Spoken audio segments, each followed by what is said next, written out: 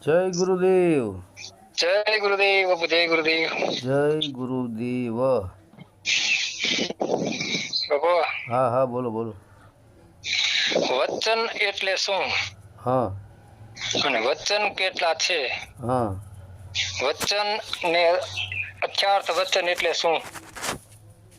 શું શું વચન એટલે શું, વચન કેટલા છે, ને પછી વચન ને અર્થાર્થ વચન એટલે શું એમ?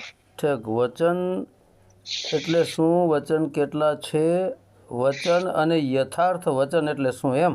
હા, બરાબર. આ વિશે મને થોડી સમજણ આપો ને.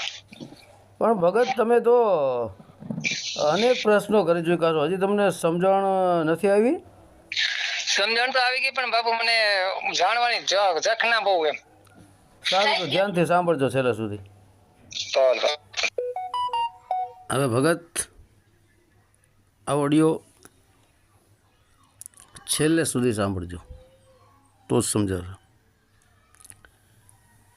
તમે જે પ્રશ્ન કર્યો છે ને મિત્ર શું ભગત, બરાબર, એમાં જ્યારે વરકન્યાના લગ્ન થતા હોય ને ત્યારે આપણે ગુજરાતમાં 4 ફેરા છે, પણ અસલમાં 7 ફેરા હોય છે. 7 ફેરાના 7 વચન પણ હોય છે.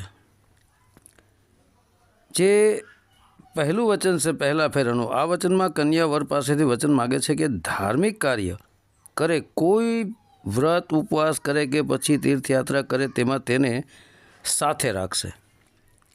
આવા કાર્યોમાં તે તેના વામાંગમાં આવવાનું સ્વીકાર કરે છે, બરાબર. પછી બીજા વચનમાં, મતલબ બીજા ફેરાના વચનમાં, કન્યા વર પાસે વચન માગે છે કે જે રીતે તમે પોતાના માતા પિતાનું સન્માન કરો છો તે જ રીતે મારા માતા પિતાનું પણ સન્માન કરશો, બરાબર. પછી ત્રીજા ફેરામાં, મતલબ ત્રીજા વચનમાં કન્યા વર પાસે વચન માગે છે કે જીવનની 3 અવસ્થા, એટલે કે યુવા અવસ્થા, પ્રૌઢાવસ્થા અને વૃદ્ધાવસ્થામાં મારો સાથ નિભાવશો. ચોથા ફેરામાં, મતલબ ચોથું જે વચન છે એમાં, ચોથા વચનમાં કન્યા વરને કહે છે કે ઘરની તમામ આવશ્યકતાઓને પૂરી કરવાની જવાબદારી તમારી છે, બરાબર. પછી 5મા ફેરામાં 5મું વચન જે છે, આ વચનનો અર્થ છે કે વર ઘરના કામ અને લેવડ દેવડ તેમજ અન્ય ખર્ચમાં પત્નીની સલાહ અવશ્ય લેશે. પછી 6થું વચન, એટલે કે 6થા ફેરાનું જે વચન છે, આ વચનમાં કન્યા વરને કહે છે કે તે ઘરના બાકી સભ્યો અથવા બહારના કોઈ પણ વ્યક્તિ સામે પોતાની પત્નીનું અપમાન નહીં કરે. આ ઉપરાંત તે તમામ પ્રકારના દુર્વ્યસનોથી પોતાને દૂર રાખશે, કોઈ પણ પ્રકારનું ખરાબ વ્યસન નહીં કરે. હવે છેલ્લો ફેરો અને 7મું વચન. 7મા અને છેલ્લા વચનમાં કન્યા માગે છે કે તે તેનો પતિ પર સ્ત્રીને માતા સમાન સમજશે અને પતિ પત્નીના પ્રેમ વચ્ચે અન્ય કોઈ નહીં આવે. આ પ્રકારના 7 વચન આ 7 ફેરાના છે, બરાબર. આ પણ 7 આ વચન છે, બરાબર. પછી મધુર વચન, હિતકર વચન, અપશબ્દરૂપી વચન, કટુ વચન, સત્ય વચન, અસત્ય વચન. સત્ય વચન કોને કહેવાય? જે બોલીને બીજું બોલે જ નહીં. બોલીને જે બીજું બોલે એ ઢોંગ પાખંડ છે. વાણી વર્તન જુદા જ્યાં, ધર્મ નહીં પાખંડ ત્યાં. વાણી જ વચન. બોલીને બીજું બોલે એ પાખંડ છે. સત્ય વચન બોલ્યા એટલે એનું પાલન કરવું પડે. હું તમને કહું કે હું આજે આ જગ્યાએ આવીશ, પછી હું કંઈક બહાનું કાઢીને એ કેન્સલ કરી નાખું એટલે હું બોલીને બીજું બોલ્યો કહેવાય, એટલે વચન ભ્રષ્ટ કહેવાય. તો જે વચન ભ્રષ્ટ થાય, બોલીને બીજું બોલે, એનો ભરોસો ન કરે. કહી દીધું મેં તમને કે ફાઇનલ વાત છે, આ જગ્યાએ આજે આપણે મળશું અને પછી ન મળીએ તો એ વચન ભ્રષ્ટ થયા કહેવાય, એનો ભરોસો ન કહેવાય. આ બોલીને બીજું બોલે ને એનો ભરોસો ન કહેવાય. બરાબર. હવે પછી પરાપસ્યંતી મધ્યના વૈખરી 4 વચન છે. વૈખરી વાણી મોઢે બોલાય કાને સંભળાય, એ 52 અક્ષરી વચન છે. બરાબર. પછી મનમાં બોલીએ એ પણ વચન છે. પશ્યંતીમાં વચન પણ છે અને પરાવચન છે. આ 4 વાણી કયો, 4 વચન કયો. વાણી વચન બે એક જ છે, શબ્દ જે કાંઈ કેવું બધું એક જ થાય. પછી 4 વાણીથી પરાવચન છે. જેમ કે વૈખરી, મધ્ય, પશ્યંતી, પરા અને પરાપાર. એ પરાપાર જે વચન છે એ સોમ શબ્દ કહો, આત્મા કહો, અને અપરંપાર એ પરમાત્મા છે. બરાબર. આ બધા વચનો જ છે. જેવી રીતે આપણે 5 અવસ્થા જોઈએ: જાગ્રત, સ્વપ્ન, સુષુપ્તિ, તુરિયા અને તુરિયાતીત. બરાબર. જાગ્રત અવસ્થા એને કહેવાય છે જે આપણે જાગતા હોય છે દિવસ દરમિયાન ને બોલતા હોય છે એકાબીજા, એ 52 અક્ષરી વચનો કહેવાય. બરાબર. એ જાગૃત અવસ્થામાં. પછી સુષુપ્તિ અવસ્થામાં જે કાંઈ આપણે વાતચીત કરી હોય, જે કાંઈ બોલ્યા હોય, જે કાંઈ જોયું હોય, એ સ્વપ્નમાં, કાચી નીંદરમાં સ્વપ્ન સ્વરૂપે ફેરાય છે. દિવસ દરમિયાન ભ્રમણા કરેલું એ સ્વપ્ન વચન કહેવાય છે.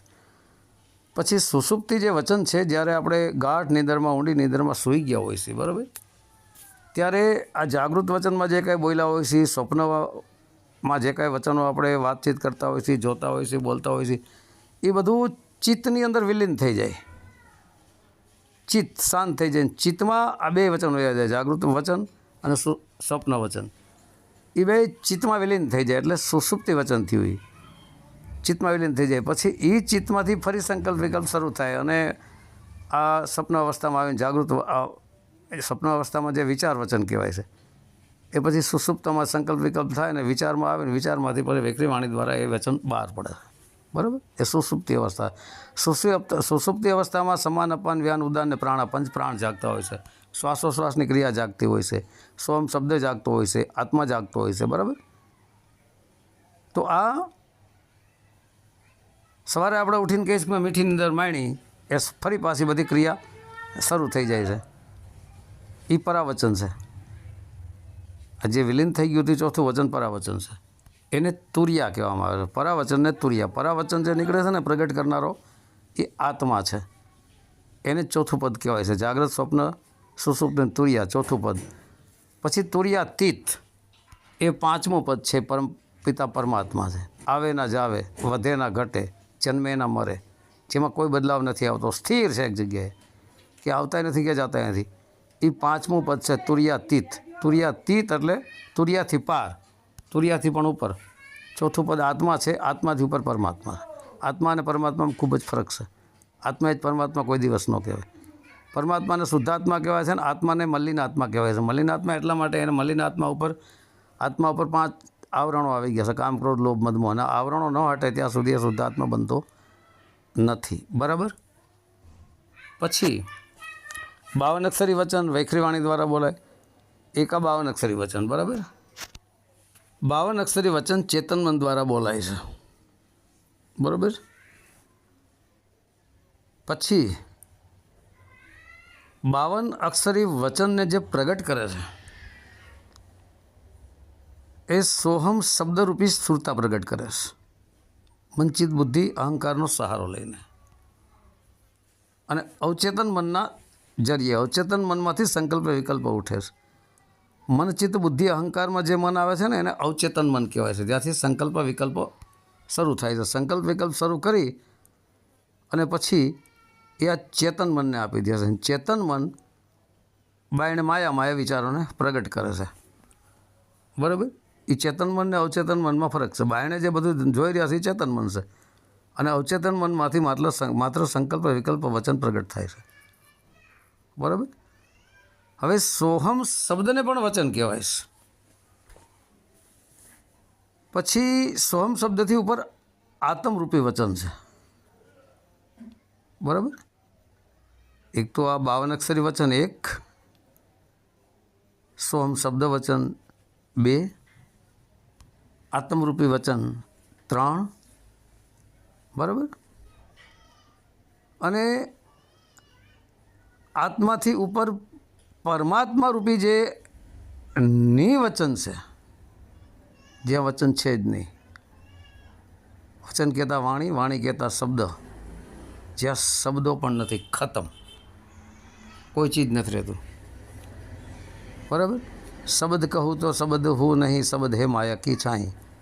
ત્યાં 52 અક્ષરી નામય નથી, ત્યાં નામય નથી, શબ્દય નથી, ત્યાં ઓહમય નથી, સોહમય નથી, કોઈ પ્રકારનું નામ પણ નથી. ચોથું પદ અવિનાશી પણ ત્યાં નથી.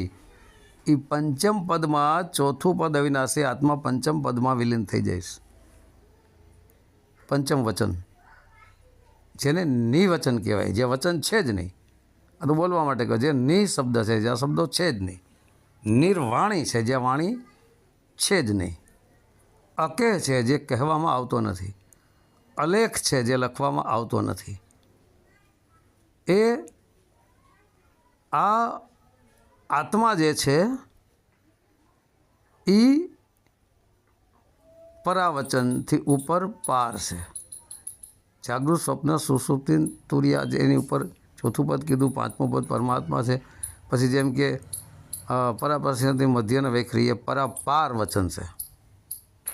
આત્મા પરાપાર વચન છે. અને અપરંપાર જે વચન છે એ પરમાત્મા છે. અપરંપાર, જેનો પાર કોઈ પામી શકે નહીં. આત્મા પરમાત્મામાં વિલીન થઈ જાય. આત્મા શરીર પૂરતો છે અને પરમાત્મા સર્વવ્યાપક છે. આત્મા કીડીથી માંડી કુંજર સુધી બધાયની અંદર છે. પણ પરમાત્મા અણુ અણુમાં, કણકણમાં, સ્થાવર જંગમ, જલમાં, થલમાં, દરેક જગ્યાએ વ્યાપક પરમાત્મા છે. આત્મા પરમાત્મા ન કહેવાય. આત્મા એ પરમાત્મા નથી. પરમાત્મા જુદા છે, આત્મા જુદા છે. પરમાત્મા એક છે, આત્મા અનેક છે, બરાબર. આત્મા જો પરમાત્મા હોય તો આ બહારની દુનિયા કોને બનાવી છે ભાઈ? આ 5 તત્વ બાયણેના કોને બનાવ્યા છે? વરસાદ કોણ વરસાવે છે? ગરમી કોણ પ્રગટ કરે છે? ઠંડી કોણ પ્રગટ કરે છે? બરાબર. આ ધરતી ક્યાંથી આવી છે? ચંદ્ર સૂર્ય કેમ ટેક્યા છે? તો આપણે એમ કહીએ કુદરત એ જ પરમાત્મા જે આપમેળે આ બધું સંચાલન થઈ રહ્યું છે, હેન્ડલિંગ થઈ રહ્યું, શિયાળો, ઉનાળો, ચોમાસું આપમેળે થઈ રહ્યું છે. તો આપમેળે થઈ રહ્યું છે તો આપમેળે કોઈ વસ્તુ થાય? ક્રિયા વગર કોઈ વસ્તુ થાય? હે? એ પરમાત્માની સૂક્ષ્મ ક્રિયા દ્વારા બધું થઈ રહ્યું છે. એ પરમાત્મા ક્રિયામાં હોવા છતાં એ અકર્ય છે, કરતા હોવા છતાં અકર્તા છે, અને કરતા અકર્તા બેથી ઉપર પણ છે પરમાત્મા. એ પરમાત્મા અપરંપાર છે. પરમાત્મા સમુદ્ર છે અને એક લોટો પાણી એ આત્મા છે. એક લોટો પાણી સમુદ્રમાં મળી જાય એટલે પરમાત્મા સાથે પરમાત્મા થઈ જાય. આત્મા નાનો છે, પરમાત્મા મોટો છે. નાના આત્મામાં પરમાત્મા ન સમાય, પણ પરમાત્માની અંદર આત્મા સમાઈ જાય. જેટલા પરમાત્માને ગોતવા ગયા છે સ્વયં પોતે ખોવાઈ ગયા, પાછા આવ્યા જ નથી. હું ઘણીવાર કહું છું કે કોઈનું પશુ ખોવાઈ ગયું હોય અને ગોતવા ગયા અને સાંજે પાછો ઘરે આવતો રહે, મળ્યું કે ન મળ્યું, પણ કોઈ દી એવું સાંભળ્યું છે ગોતવા ગયો હોય ખોવાઈ ગયો? ન ખોવાય, ઘરે આવતો જ રહે. આ વસ્તુમાં પરમાત્માને ગોતવા નીકળે પોતે ખોવાઈ જાય છે. ગોતન હારા ગુમ હોઈ ગયા, એ લાસ્ટ અવસ્થા. ત્યાં કોઈ વસ્તુ છે જ નહીં. હું પણ ખતમ થઈ જવું પડે.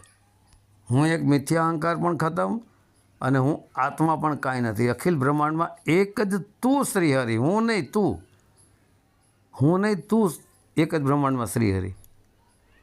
હે? આપ મુવા ડૂબ ગઈ દુનિયા. આપ મતલબ પોતે મરી ગયા, પરમાત્મામાં સમાઈ ગયેલા, દુનિયા એના માટે ખતમ. એ લાસ્ટ અવસ્થા છે. આ અવસ્થાને માતા ગંગા સતીએ પિંડ અને બ્રહ્માંડથી પર છે ગુરુ મારા પાનબાઈ એવું કીધું છે. પિંડ એટલે દેહ અને બ્રહ્માંડ એટલે જેટલું દેખાય ને બધું. પિંડી આત્મા અને બ્રહ્માંડી આત્મા. બ્રહ્માંડી આત્મા સમગ્ર બ્રહ્માંડને 5 તત્વોને ચલાવી રહ્યો, બધાને. જેમ આપણા શરીરમાં આત્મા 5 તત્વોને ચલાવી રહ્યો છે, એવી જ રીતના સમગ્ર બ્રહ્માંડોને પણ આ બ્રહ્માંડી આત્મા ચલાવી રહ્યો છે. પિંડે સો બ્રહ્માંડે, જેટલું પિંડમાં છે એટલું બ્રહ્માંડમાં છે, ને બ્રહ્માંડમાં છે એટલું પિંડમાં છે. આપણે પિંડમાં જાણી લીધું, બરાબર, પિંડમાં સઘળું વસ્તુ આપણે જાણી લીધું, જ્ઞાન થઈ ગયા, ને પછી પિંડથી આપણે બહાર નીકળી ગયા, મતલબ દેહથી વિદેહ થઈ ગયા, એટલે બ્રહ્માંડથી વિદેહ થઈ ગયા. કારણ પિંડે સો બ્રહ્માંડે, આપણે પિંડને જાણી લીધું એટલે બ્રહ્માંડ બધું જણાઈ ગયું ને. હવે પિંડ અને બ્રહ્માંડથી પાર જવાનું છે. તો પિંડ અને બ્રહ્માંડથી પાર કેમ જવાનું? જેટલું પિંડમાં છે એટલું બ્રહ્માંડમાં છે. તો આપણે પિંડમાં દેહમાંથી બહાર થઈ ગયા એટલે બ્રહ્માંડથી બહાર થઈ ગયા. તો એ ક્યાં જવાનું? ધરતી અને આસમાનની વચ્ચે જે ખાલી જગ્યા છે, આ પરમાત્માનું સ્વરૂપ છે, જ્યાં કોઈ પદાર્થ નથી, ખાલી જગ્યાનું કોઈ રૂપ પણ નથી. હું અનેક ઓડિયોમાં બોલું છું કે તમે ફોટો પાડો દિવસના, બરાબર, એટલે એ ખાલી જગ્યામાં જે પ્રકાશ છે સૂર્યનો, એ પ્રકાશનો ફોટો નહીં આવે. સામે કોઈ ચિત્રનો ફોટો આવી જશે. સૂર્ય સામું તમે રાખશો કેમેરો તમારો અને ફોટો પાડશો તો એ સૂર્યની આજુબાજુ વાદળાના સહારે તમને સૂર્યનો ફોટો આવશે. નીચે ધરતીમાં પ્રકાશ ફેલાય ત્યાં ફોટો પાડશો તો પ્રકાશનો ફોટો નહીં આવે. ધરતીનો ફોટો તમારી સ્ક્રીનબોર્ડ જેટલો આવી જશે. ખાલી જગ્યાનો ફોટો આવશે જ નહીં. ખાલી જગ્યા જે છે એ જ પરમપિતા પરમાત્મા છે. એટલે દેહથી વિદેહ થઈ તમે ખાલી જગ્યાને પ્રાપ્ત કરી લીધી. આને ખાલી જગ્યાને જ મહાઆકાશ કહેવાય. જેમ હું ઘણીવાર કહું છું કે ઘટાઆકાશ, મઠાઆકાશ ને મહાઆકાશ. ઘટાઆકાશ એટલે આપણા ઘટને દેહની અંદર શ્વાસોશ્વાસ જે ચાલી રહ્યો છે એને ઘટાઆકાશ કહેવાય. એ શ્વાસ એ ખાલી જગ્યા જ છે. જેમ બાયણે શ્વાસ ચાલી રહ્યો છે, બરાબર, ધરતી અને આસમાનની વચ્ચે શ્વાસ ચાલી રહ્યો. આ ખાલી જગ્યા જે શ્વાસ ઉશ્વાસની ક્રિયામાં ખાલી જગ્યા છે, એમાં જે સોમ શબ્દ ચાલી રહ્યો છે એ ઘટાઆકાશમાં. કારણ કે શ્વાસમાં તો કોઈ પદાર્થ છે નહીં, ખાલી છે. એટલે આપણા નાભીથી ઈંગડા પિંગડા સુધી એક શ્વાસ જે આવન જાવન કરી રહ્યો છે એ શ્વાસ ખાલી જગ્યા છે, એમાં સોમ શબ્દ ચાલી રહ્યો છે. એટલે ખાલી જગ્યામાં સોમ શબ્દ ચાલી રહ્યો છે. એ સોહમ શબ્દ ડાબી જમણી નાળીને સ્થિર કરી સુખનાનું દ્વાર ખોલી અને બંકનાળમાં થઈને બ્રહ્મરંધ્ર ખોલી નાખે છે અને આત્મ સ્વરૂપને પ્રાપ્ત કરે. તો આત્મા છે ને દેહમાં, બ્રહ્મરંધ્રમાં 10મા દ્વારમાં ન્યાય ખાલી જગ્યા છે. તમે ડૉક્ટરોને પૂછી લેજો, હું ઘણા ઓડિયોમાં બોલું છું કે મસ્તકની અંદર એક જ્યોતરૂપી પ્રકાશ છે. એ પ્રકાશ શરીરને ક્યાંય ટચ નથી થતો, ખાલી જગ્યામાં છે પ્રકાશ. પ્રકાશ ખાલી જગ્યામાં. તો આપણે એમ કહીએ કે ભાઈ પ્રકાશ એ આત્મારૂપી પ્રકાશ શરીરને ક્યાંય ટચ નથી થતો, તો પછી શરીર કેમ ચાલે છે? શરીર કેમ ચાલે છે? ભાઈ શરીર એટલા માટે ચાલે છે, જેમ એ પણ દાખલો આપી ગયો કે આગળ જે ટ્રેન આવતી આપણી, બરાબર, આપણી મીટર ગેજ લાઈન આવતી ને એમાં કોલસાનું ઇન્જિન આવતું. કોલસા નાખતા ઇન્જિનમાં કોલસા નાખે એટલે એ કોલસાનો ભડકો થાય ને એની અગ્નિ દ્વારા જે ટ્રેનના જે સ્પેર પાર્ટો હોય એ પાટા ઉપર ગાડી દોડવા માંડે. માત્ર અગ્નિના તાપથી, એના પ્રકાશથી, એના તાપથી, એની ઉર્જા શક્તિ એને મળી એટલે ગાડી દોડવા માંડે. બાકી પ્રકાશ કોઈ ક્યાંય સ્પેર પાર્ટને નીચે ક્યાંય સ્પર્શ નથી થતો, એમાં એક ગરમાવો પેદા થાય છે. એ ગરમાવાના હિસાબે ટ્રેન દોડવા માંડે. એવી જ રીતના એ આપણા 10મા દ્વારમાં જે આત્મા છે એની ચૈતન્ય જે શક્તિ છે, ઉર્જા શક્તિ છે, તે જ એક પ્રકારનો ગરમાવો છે અને એના જરીએ શરીર હાલે છે. ગરમી શાંત થઈ જાય, આપણું જોજો, આત્મા નીકળી જાય એટલે શરીર ઠંડુ પડી જશે. ગરમી શાંત થઈ ગઈ, ગરમી નીકળી ગઈ, અગ્નિ નીકળી ગઈ, પ્રકાશ નીકળી ગયો. એવી જ રીતના સમજવાનું છે. પછી એ સોહમ શબ્દ જે છે, પહેલાં તો આપણી મનરૂપી સુરતા શ્વાસોશ્વાસની ક્રિયામાં મનરૂપી મનને વચન કહેવાય છે. કારણ કે મને બોલે જ છે ને વાણીઓ, એટલે મન પણ વચન કહેવાય છે. મને વાણી બોલે છે ને, ચેતન મન જ આ વાણી પ્રગટ કરે છે ને, મન જ બોલી રહ્યું છે. મન સંકલ્પ વિકલ્પ પણ કરે છે. સંકલ્પ વિકલ્પ એ સૂક્ષ્મ વચન છે, બરાબર. તો એ જે મનરૂપી વચન છે એને તમે સોહમ શબ્દરૂપી વચનમાં સ્થિર કરી દો શ્વાસોશ્વાસની ક્રિયામાં. એટલે મનરૂપી વચન, 52 અક્ષરી વચન જે બોલતું હતું એ મનરૂપી વચન અવચેતન મનમાં સમાણું, અવચેતન મન સમાઈ ગયું, સંકલ્પ વિકલ્પ મન એ આ સોહમ શબ્દરૂપી વચનની અંદર. પછી સોહમ શબ્દરૂપી વચન સમાઈ ગયો આત્મરૂપી વચનની અંદર, બરાબર. પછી આત્મરૂપી વચનની અંદર સમાણો એટલે આત્મરૂપી વચનની જે પ્રકાશમાંથી એમાંથી સોહમ શબ્દ બ્રહ્મ પ્લસ રંધ્ર, રંધ્ર હોલ કાણું બારી 11મી બારીમાંથી નીકળીને દેહથી વિદેહરૂપી વચનને પકડે છે.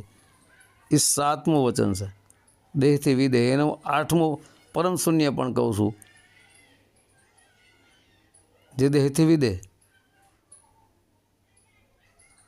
કારણ કે સાતમું વચન આત્મા કહેવાય છે. 7 ચક્રોમાં 7મા ચક્રમાં આત્મા છે ને, બ્રહ્મરંધ્રમાં, સહસ્ત્ર કમલમાં. તો કમલ જુદું થાય, આત્મા જુદો થાય ને. જેમ કમળ હોય ને કમળ ઉપર ભમરો હોય તો ભમરો જુદો થાય, કમળ જુદું થાય. એમ આને આ 7 વચન જે મેં કીધા એ રીતે આત્મા સુધીના 7 વચન થાય ને 8મું જે વચન છે ને કોઈ વચન કહેવાતું જ નથી. 7મું વચન કહી શકાય, પણ 8મું છે ને કોઈ વચન છે જ નહીં.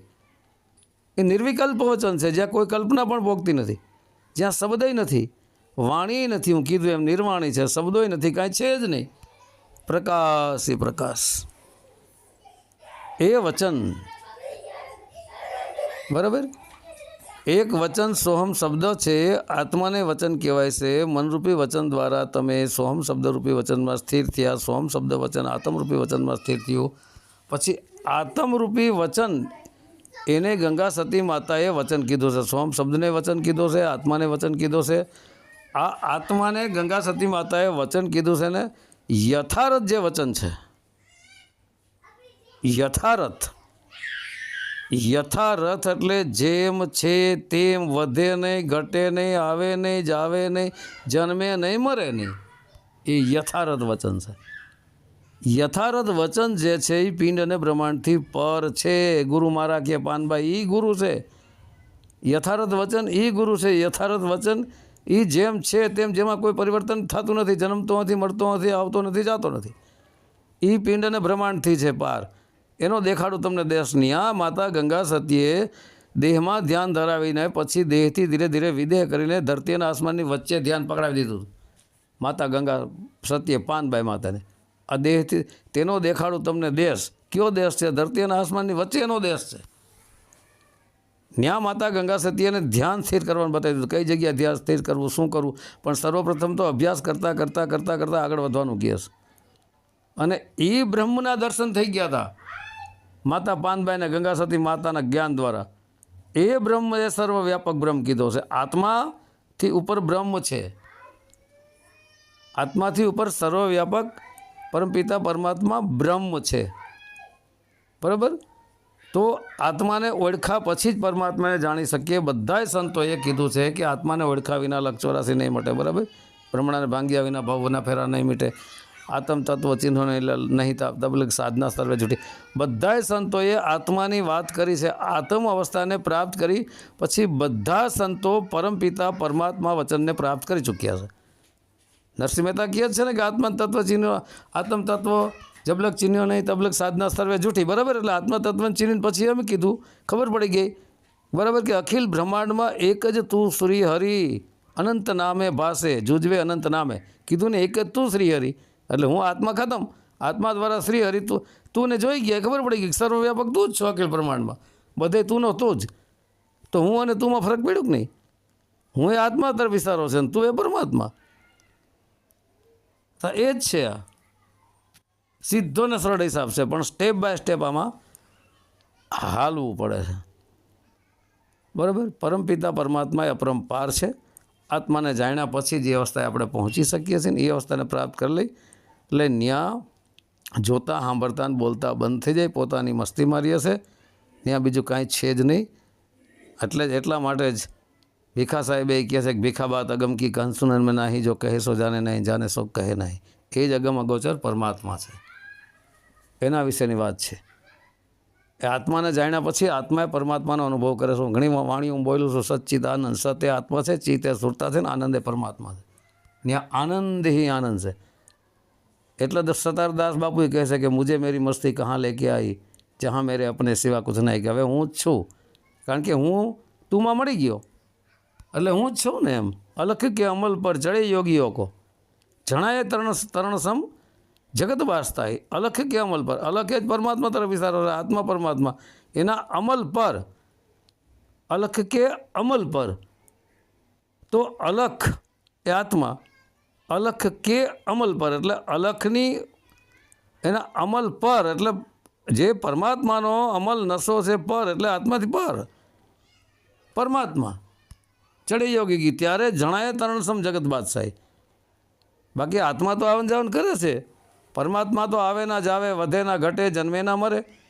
બાકી પરમાત્મા તો આવન જાવનના ચક્રમાં છે. ભગવાન ગીતામાં કહે જ છે કે અર્જુન, આત્મા તો કે વસ્ત્ર જેમ જૂનું થઈ જાય છે એમ જૂના વસ્ત્ર ઉતારી નવા વસ્ત્રનો ત્યાગ કરે છે. એમ આત્મા જો આ પાંચ તત્વોનું શરીરને આ વસ્ત્ર છોડીને નવું વસ્ત્ર ધારણ કરે તો આત્મા તો આવન જાવન કરી રહ્યો છે. આત્મા તો ચલિત છે, અચલ ન કહેવાય ને. તો ભગવાને કૃષ્ણએ ગીતામાં કીધું છે કે આત્મા તો અચલ છે. એ શુદ્ધાત્મા તરફ વિચારો છે, સ્થિર આત્મા છે.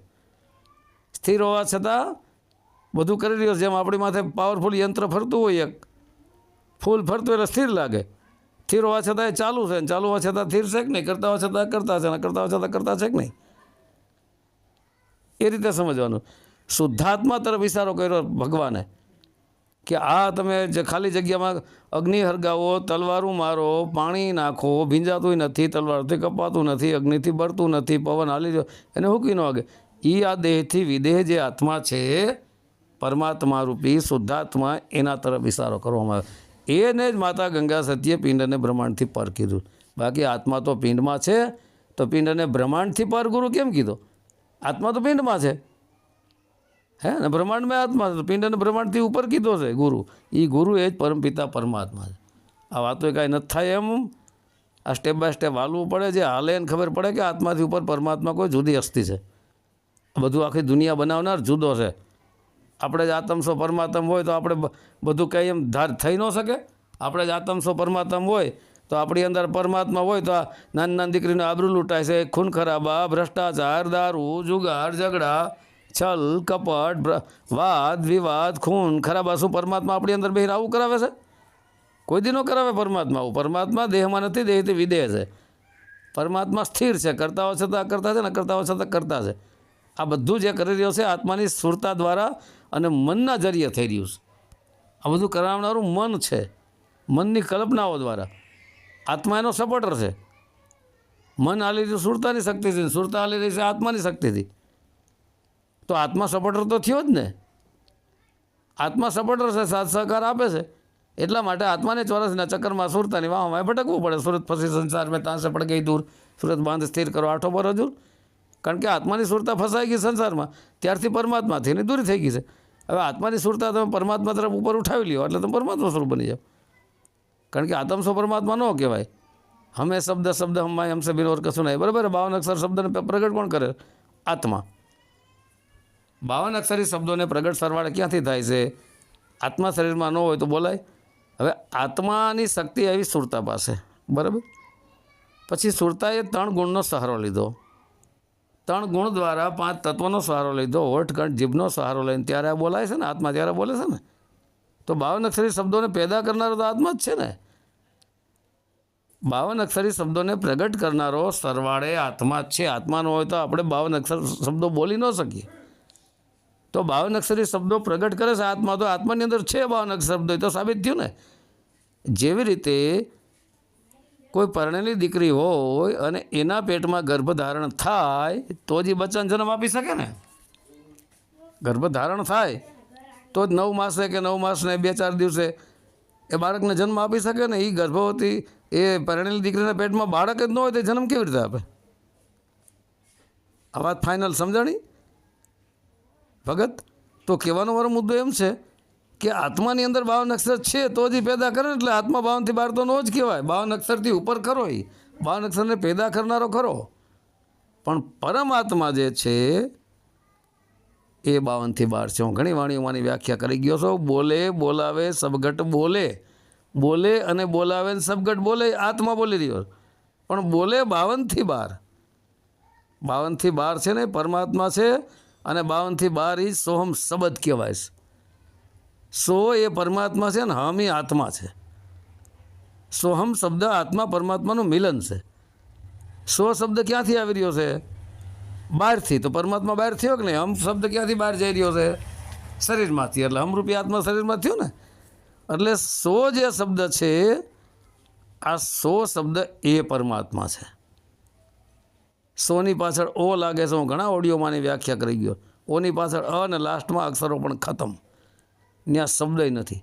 નિર્વાણી, નિ શબ્દ, નિ અક્ષર. જ્યાં અક્ષરો નથી, અક્ષરો હોય જ શબ્દ બને ને. એ છેલ્લો સ્ટેજ છે ભગત. તો તમે કીધું કે વચન એટલે શું? વચન એટલે વાચા, વાચા એટલે વાણી, વાણી એટલે શબ્દ, શબ્દ એટલે બોલવું. એક 52 અક્ષરી વચન, 100 શબ્દ રૂપી વચન જે સતત ચાલી જ રહ્યો, શ્વાસ શ્વાસ નીકળી એમ.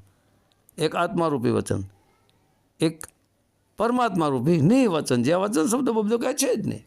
આ તો બોલવા માટે કહું છું, બાકી એ વચન નથી. યથાર્થ વચન જેમ છે તેમ, જેમાં કોઈ પરિવર્તન, કોઈ કાંઈ ફરક પડતો જ નથી. એ પિંડ અને બ્રહ્માંડથી છે પર, પિંડ અને બ્રહ્માંડથી પર. બાકી પિંડમાં અને બ્રહ્માંડમાં તો આત્મા છે, પિંડ અને બ્રહ્માંડથી પર એ ગુરુ છે. એટલા માટે હું ઘણા શબ્દોમાં બોલ્યો છું કે નિજનો ગુરુ કોણ? કેટલી વાણી હું બોલી ગયો કે નિજનો ગુરુ એ શબ્દ છે. કયો શબ્દ? ઓમકાર. કયો ઓમકાર? એક ઓમકાર કરતા પુરુષ સત્યનામ. એક ઓમકાર કરતા ધરતા જે પુરુષ છે ને એ આત્માનો ગુરુ છે, એ શબ્દ. અને એ શબ્દ આત્માનો ગુરુ ક્યાંથી આવ્યો છે? અનંત પ્રકાશ રૂપી પરમાત્મામાંથી, આ ખાલી જગ્યામાંથી પ્રગટ થયેલો સોમ શબ્દ. એટલે આત્માની સુરતા, સોહમરૂપી સુરતા, આત્માની સોહમરૂપી સુરતા ઓમકાર રૂપી ગુરુને પકડેલી. એક ઓમકાર કરતા પુરુષ જે સત્યનામ છે એને. એટલે ઓહમની, આત્માની સોહમરૂપી સુરતા ઓહમમાં સમાઈ ગઈ, અને ઓહમ સોહમ સમાઈ ગયા અનંત પ્રકાશમાં. અને આ બધું શબ્દ વયા ગયા. ઓહમય નો રહ્યો, સોહમય નો રહ્યો, આત્માય નો રહ્યો, સ્વયં પરમાત્મા સ્વરૂપ જ. બસ ખતમ વાત. આ લાસ્ટ અવસ્થા છે, આ અંતિમ મંજિલ. આ અંતિમ મંજિલે કરોડોમાં કોઈ વિરલો પહોંચી શકે. બાકી મારી જેમ કથણીઓ બકણીઓ થાય, ફાલતુનો બકવાસ થાય, હે બીજું કાંઈ ન થાય. પગ ધોરાઈને પાણી પીવડાવવાથી કાંઈ ન થાય, શરીરની પૂજા કરવાથી કાંઈ ન થાય, આરતી ઉતરાવવાથી કાંઈ ન થાય, હામૈયા કરાવવાથી કાંઈ ન થાય. આવો આંગળી મૂકીને દેખાડી દે. ક્યાં આંગળી મૂકશો? આંગળી મૂકીને દેખાડી દે. શું તમે દેખાડી દો? જ્યાં ન હોય ત્યાં આંગળી મૂકી દો તો બધે અખિલ બ્રહ્માંડમાં સર્વવ્યાપક પરમાત્મા છે. તમે આંગળી મૂકશો ક્યાં? જ્યાં મૂકશો ત્યાં બધે એ જ છે. ક્યાં તમે આંગળી મૂકશો? શું એ દેખાય છે? તમે આંગળી મૂકશો શરીરમાં, એનું કોઈ રૂપ છે? કેવી રીતે તમે સાક્ષાત્કાર કરાવી છો? ચામડા નાખ્યું સાક્ષાત્કાર તમે કરાવી કેમ શીખશો? એનો સાક્ષાત્કાર થાય એમાં 100%ની વાત છે, એમાં કોઈ ના નહીં, પણ એ સુરતા દ્વારા થાય. અનુભવ કેવી રીતે તમે કરાવી દો? અનુભવ કરનારો કોણ? કરાવનારો કોણ? અને અનુભવ આપનારો કોણ? બધી ફાલતુનો બકવાસ છે. આવો ઓળખાવી દઈને, અનુભવ કરાવી દઈને, સમજણમાં આવી દઈને કાંઈ નહીં ભાઈ. ભાઈ આ વાતે બધું હું કહી જ ગયો છું. હોય દોરો રાખવું ને પછી માટલું રાખવું ને એ હું વાત કરી ગયો છું. જલ મેં કુંભ, કુંભ મેં જલ, બહાર ભીતર પાણી. અરીસાની વાતે કરી ગયો છો. કૂતરો જોવે હામું એ તમારું પ્રતિબિંબ છે. સતકી સુઈ પ્રેમ કા ધાગા એ વાત કરી ગયો છું. હે નામ રૂપને ગુણ મિથ્યા, ચોથું પદ અવિનાશી. તમે ચોથું પદ અવિનાશી છો, તમે રહ્યા છો, તમે ચોથા પદ અવિનાશી પ્રાપ્ત કર્યા? અવિનાશી પદમાં સ્થિર થઈ ગયા નહીં? તો પછી બધું બકવાસ છે. હે વાત કરવી શું થાય? કથણી કથે છો પંડિત. આ બધા પંડિત કહેવાય, કથણીયું કથેશ. કથણી કથે છો પંડિત, રહેણી કરણી કરે છો નાતી. પંડિત છે ને બહુ છેટો છે. કરણી એટલે સત્યની કરણી કરે ને, એ શબ્દમાં જોડાવાની, એ પરમાત્મા સાથે જોડાવાની. સો નાતીલો, નાતીલો આપણો હગો, આપણી પાસે નજીક રહીએ, પણ રહેણી રહે સો પુત્ર અમારા. રહેણીના ઘરમાં રહી જાય. પરમાત્મા કહે છે કે મારો પુત્ર છે, એ આત્મા જ મારો પરમાત્મા કહે છે કે મારો પુત્ર એની અંદર આવી જાય. બાકી કથણી બકણીએ શું થાય? કાંઈ ન થાય. બરાબર? તન મન ધન ગુરુ શરણે અર્પણ. તમે રહ્યા શું? આત્મા. તો તમે આત્મા સ્વરૂપ થઈ ગયા. તન મન ધન આપી દીધું તો હું કામ હાલો છો, બોલો છો, ખાવ છો, પીવો છો? તન મન ધન તો આપી દીધું ગુરુ શરણે અર્પણ. તો કે પાછું આપી છે અમે. અને સદવિચાર કરજો. તને પાછું આપ્યું કે ભાઈ સેવામાં લગાડજે, ધને પાછું આપ્યું સેવામાં વાપરજે, મને પાછું આપ્યું સત્ય વિચાર કરજો. તો પછી લેવાનો અર્થ શું? પાછું આપી દેવું એટલે લેવું શું કામ જોઈએ? તન મન ધન. તન એટલે સુરતારૂપી તન, મન એટલે અવચેતન મન, સંકલ્પ વિકલ્પ કરતું બન, ને ધન એટલે જ્ઞાનરૂપી ધન. એ પરમપિતા પરમાત્મા રૂપી ગુરુને શરણે અર્પણ કરી દો. ન્યા થક ગયે ધ્યાની જ્ઞાની વિજ્ઞાની એસી એકત કહાની. ત્યાં ધ્યાન ધરવા ધ્યાને ઉડી ગયું, ધ્યાની થાકી ગયા ધ્યાન ધરી ધરીને, જ્ઞાને ઉડી ગયું. જ્ઞાન કથીને તો કાડા ભૈરા કહે છે. તો કા ભગત કહે છે ને જ્ઞાન કથી શું થશે? જ્ઞાને ઉડી ગયું, ધ્યાને ઉડી ગયું, ને વિજ્ઞાને ઉડી ગયા. અકથ કહાની કથવામાં આવે જ નહીં. કથણી બકણીથી બહાર છે. તો આપણે કથણી બકણી કરીને આવો અમે ઓળખાવી દઈને, જણાવી દઈને. એ તો માહિતી જ્ઞાન 52 અક્ષરી માહિતી જ્ઞાન આપ્યું કહેવાય. એને અનુભવ ન કહેવાય. અનુભવ જુદો છે, 52 અક્ષરી વાતથી સમજાવવું જુદું છે. બરાબર? તો તમે કીધું કે વચન એટલે શું? આ બધા વચન જ છે. 52 અક્ષરી વચન કહેવાય, સોમ શબ્દ વચન કહેવાય, આત્મા વચન કહેવાય. પણ આ ત્રણ વચનથી ઉપર જે ચોથું છે ને, નિર્વચન પદ, નિર્વાણી પદ, નિશબ્દ પદ, એ પરમપિતા પરમાત્મા છે. બરાબર? તો હવે જય ગુરુદેવ. સત્ય સનાતન ધર્મની જય.